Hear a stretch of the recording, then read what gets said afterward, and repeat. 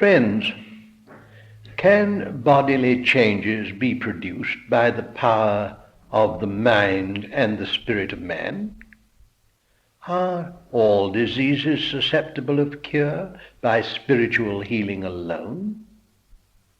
And what is the rationale of mental and spiritual healing? How does it work? How may the sufferer cooperate?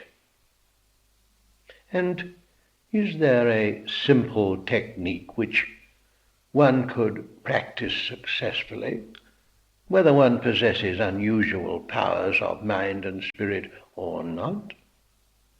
These are interesting questions, aren't they?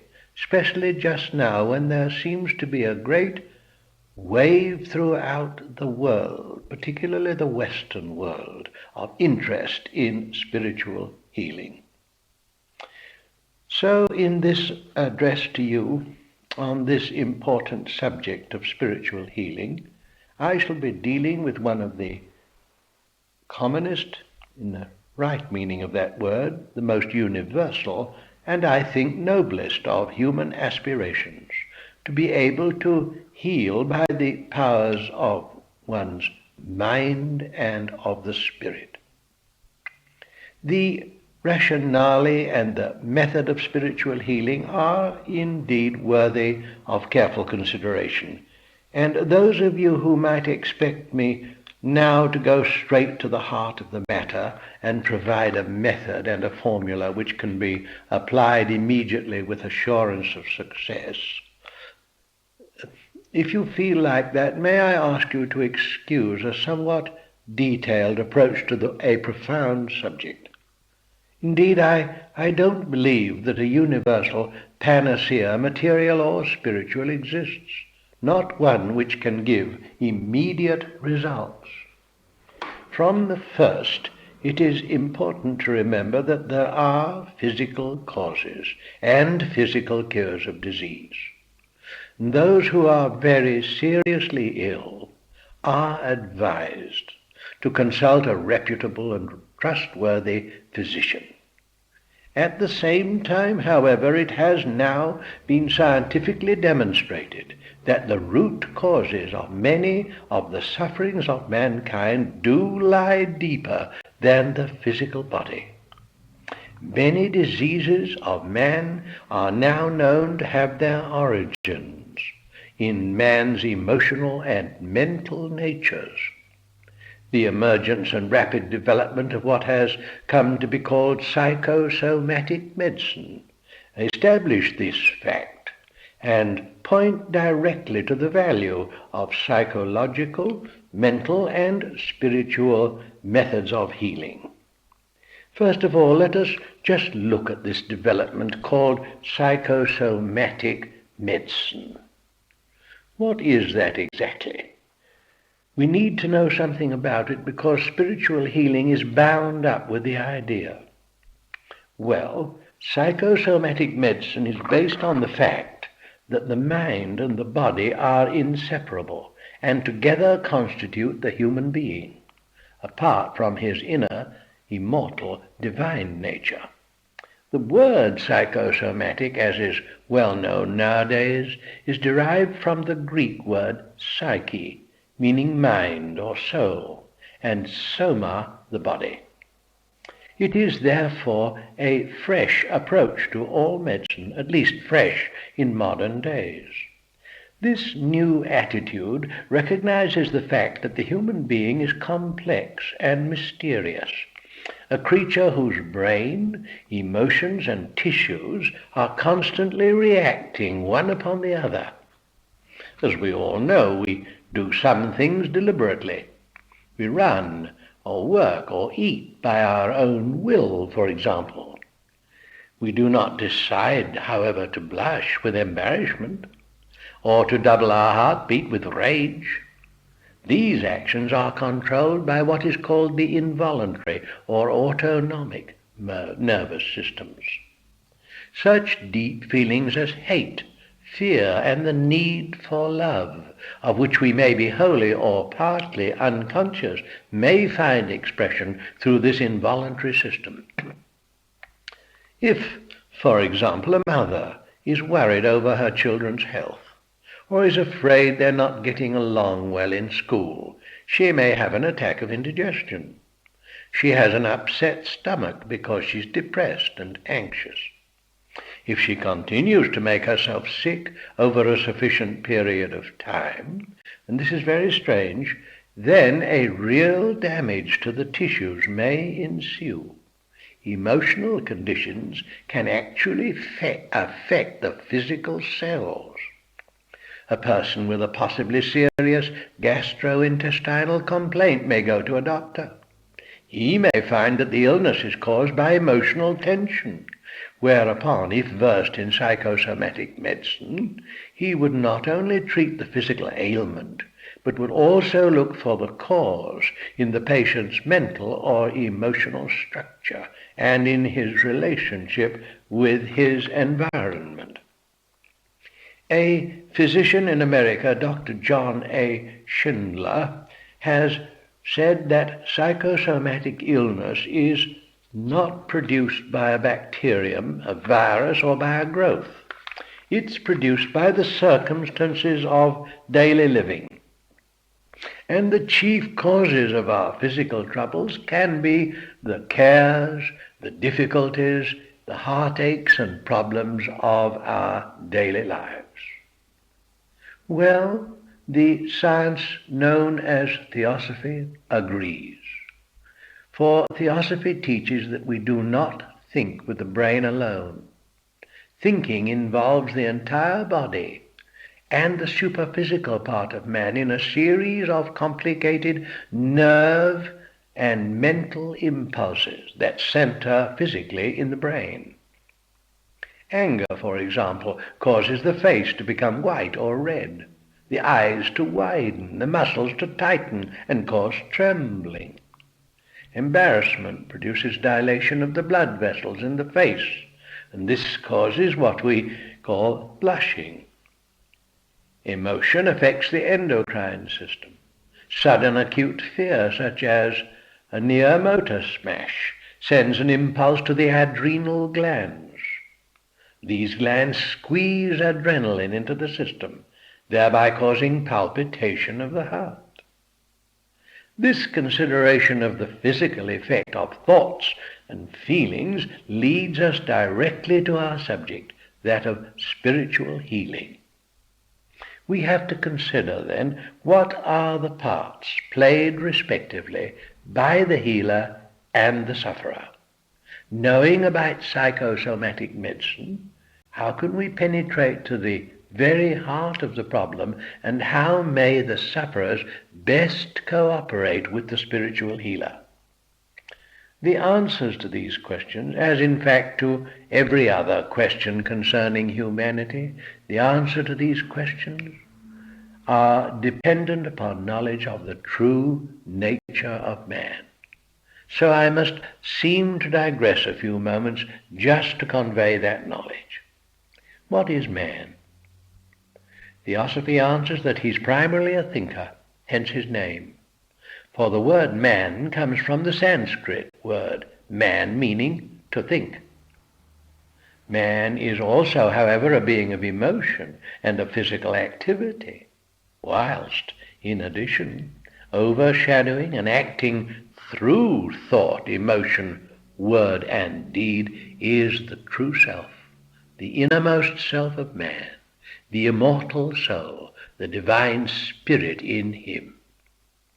Now this brings us to a profound truth, which is that the spiritual soul of man is forever at one with the source of its existence. Man's spirit and God's spirit are one spirit. That is a most important truth. It's called the royal secret, or the sovereign secret. Man's spirit and God's spirit are one spirit. Now, when this begins to be realized, this unity, when the divine power and the presence within man begins to be known, then that mighty power can be tapped and released for the service of one's fellow men. And it is this power within man which performs the apparent miracles of spiritual healing. And that's why I have spent a little time with you in discussing the makeup of man, particularly his spiritual self or soul.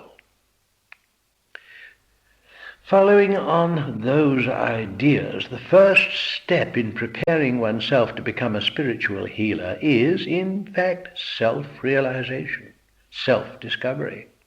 The innermost self, the divine presence, should be sought by means of regular daily meditation.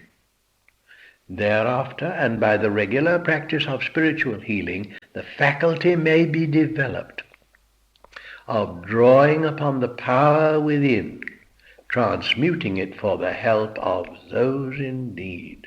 Not only transmuting, but transmitting it for the help of those in need.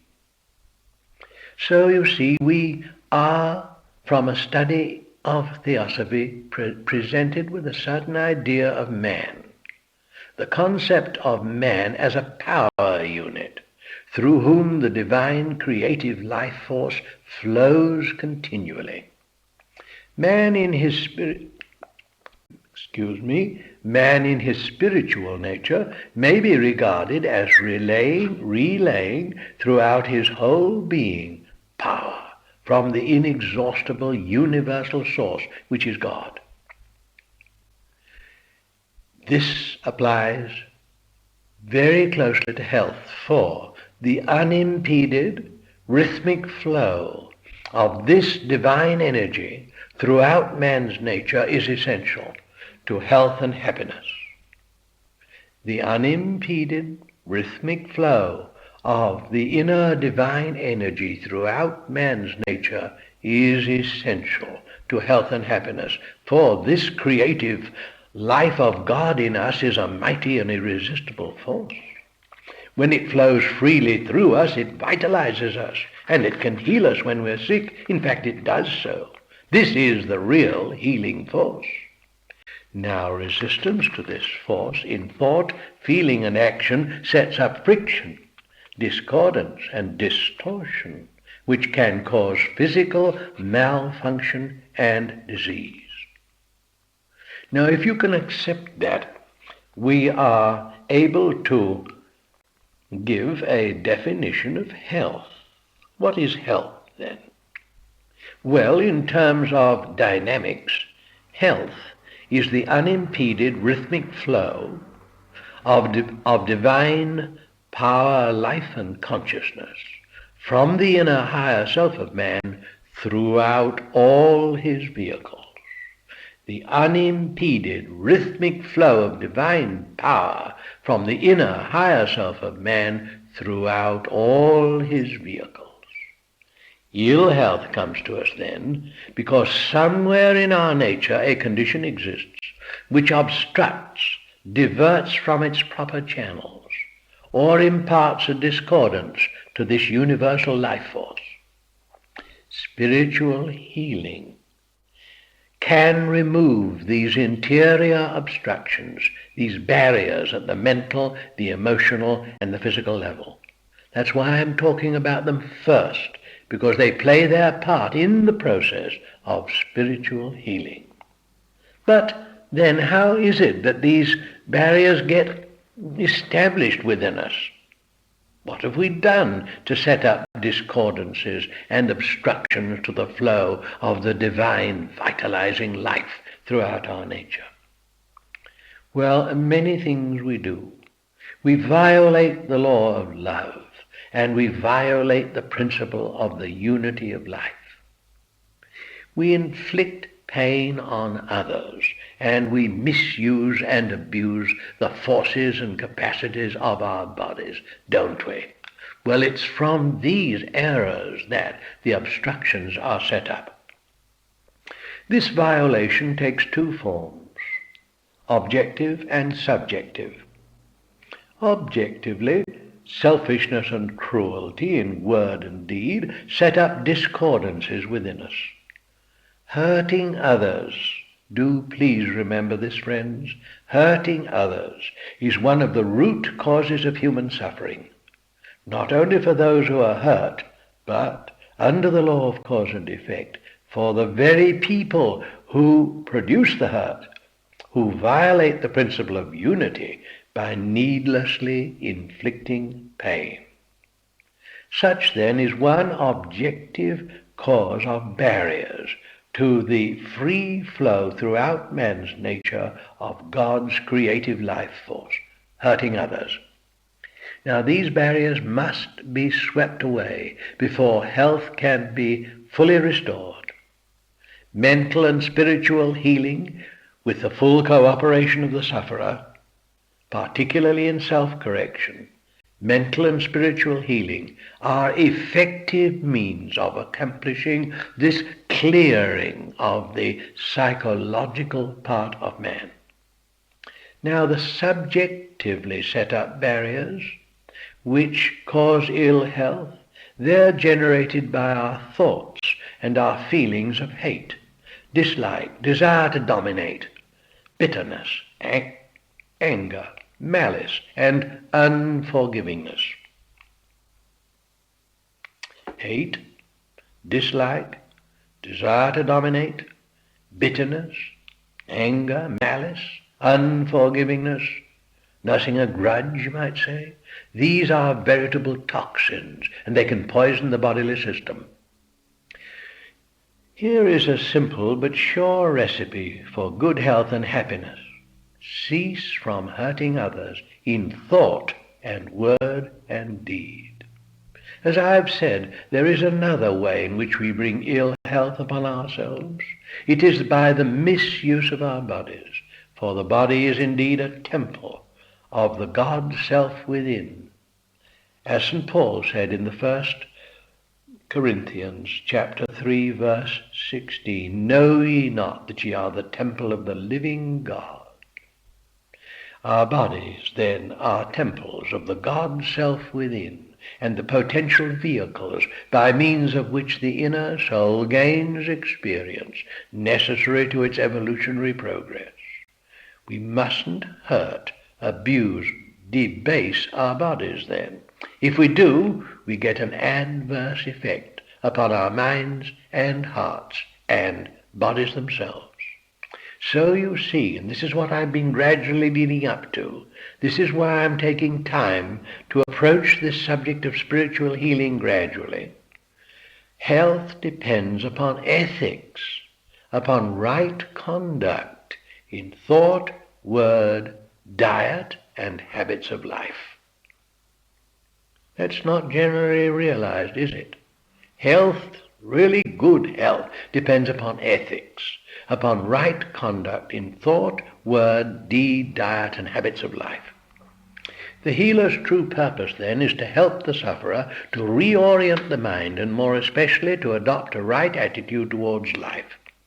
His task is to remove those interior barriers and restore the harmonious flow of the inner life throughout the whole nature of the sufferer. And then that life will perform the healing power. Successfully applied, spiritual healing brings down an immense flood of divine life which can revitalize and heal mind, emotion, and body. Now, considering how this may be brought about, let us think of how the suppliant should cooperate. Well, I find in my own practice of spiritual healing, which is fairly continuous, I find that the suppliant should cooperate first and foremost by a genuine and sincere endeavor to correct errors in character, in thought, feeling, and the conduct of life. The mental attitude of the patient should be one of intelligent acceptance of misfortune, not of bitterness against it. Acceptance based upon recognition of personal responsibility under the law of cause and effect. Above all, I repeat, there must be neither resentment nor bitterness, and there must be a genuine help and search for cure. Here are 5 rules which those who seek spiritual healing, indeed all who would achieve and maintain health and happiness, would do well to obey.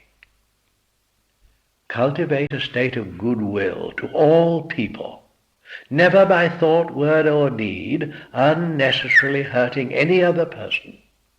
Harmoniousness and harmlessness to all are the great preventives against ill health.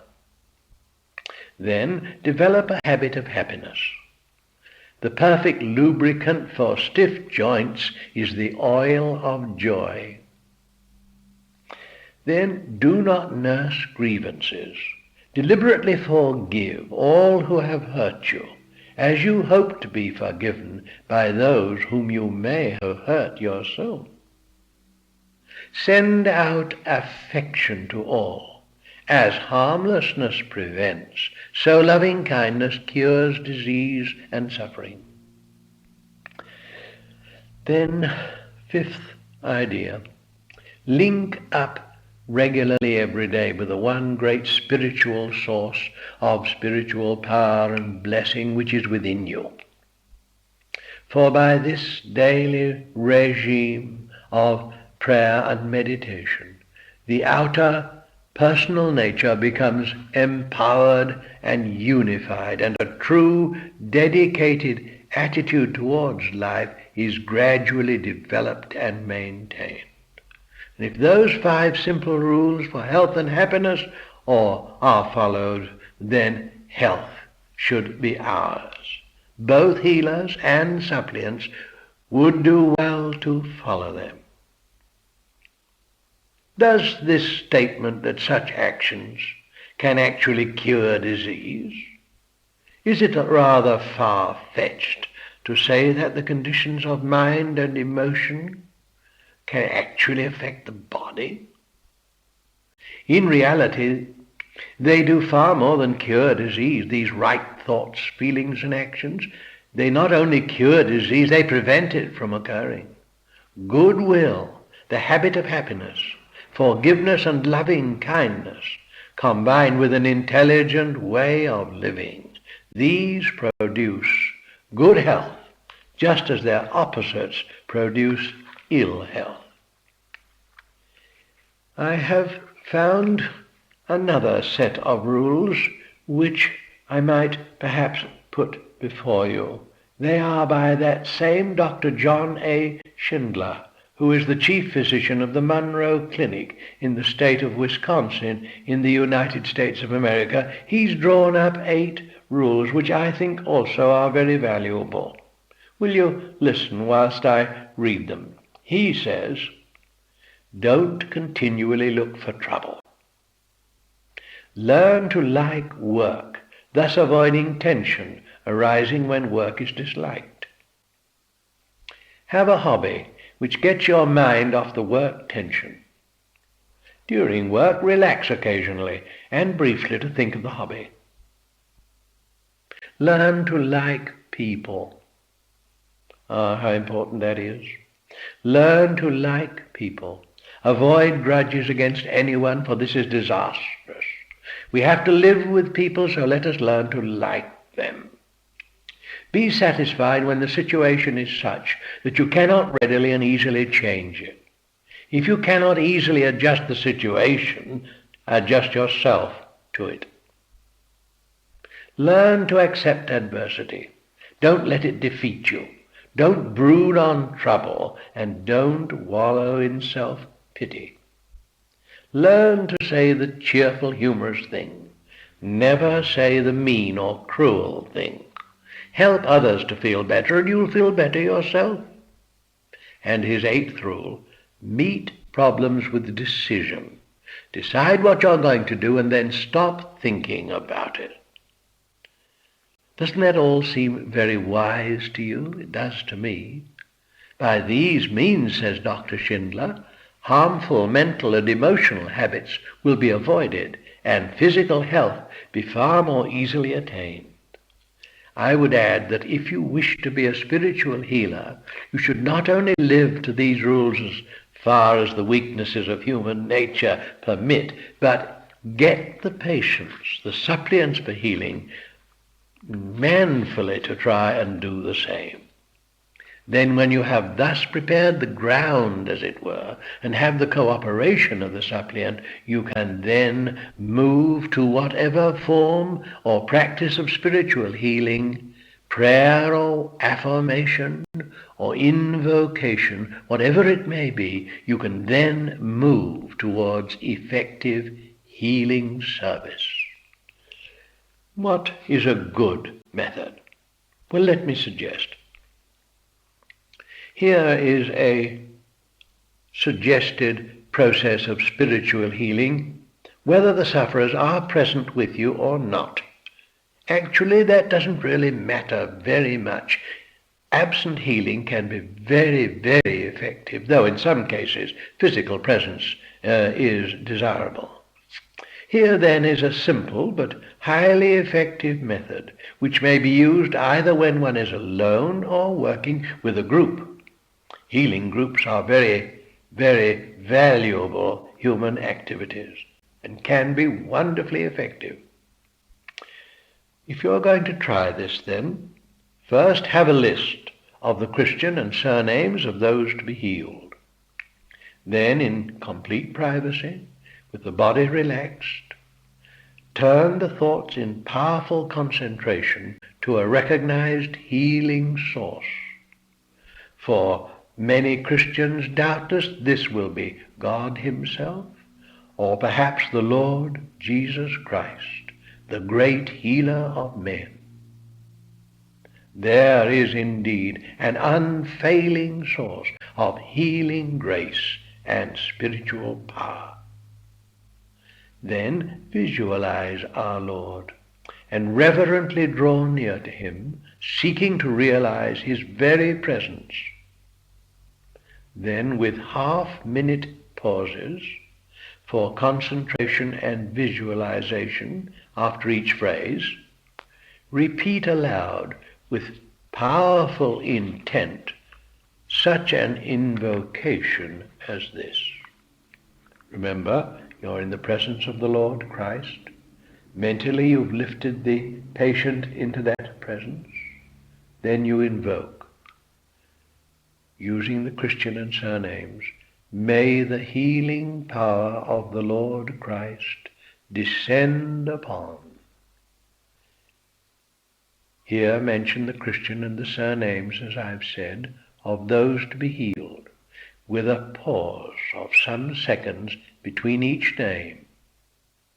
During the pause, visualize the sufferers as radiantly well, as in the very presence of the Lord Christ, flooded by his glorious healing power and golden light. After all the names have been mentioned, then you continue. May Christ's healing power descend upon them all, and may the holy angels encompass them. After a further pause for clear visualization of that, conclude by saying, may the light of Christ's love enfold them forever. Amen. There, friends, is a simple but most effective form for the invocation and distribution of Christ's healing grace and power. Those who will sincerely, selflessly, and regularly follow this procedure will indubitably prove to themselves that any reasonably intelligent, unselfish person can learn to heal effectively by the powers of the mind and the spirit.